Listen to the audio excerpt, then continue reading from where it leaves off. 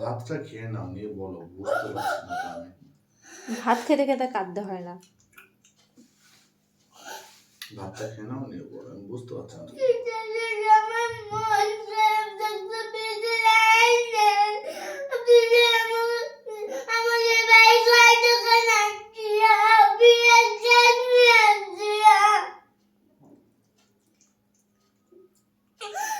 পিসাই হচ্ছে যেখানে আছে খুব ভালো আছে, বুঝলে?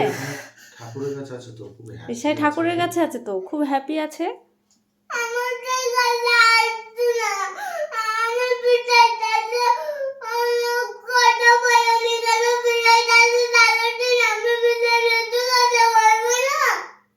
কথা তো বলা যাবে না সোনা, ঠাকুর নিয়ে নিয়েছে তো বিষয়।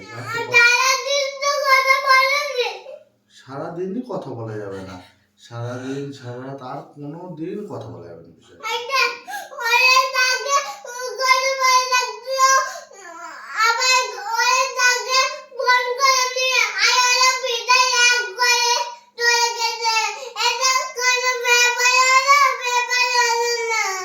কোথায় রাগ ফোন করিনি পিসাইকে তো।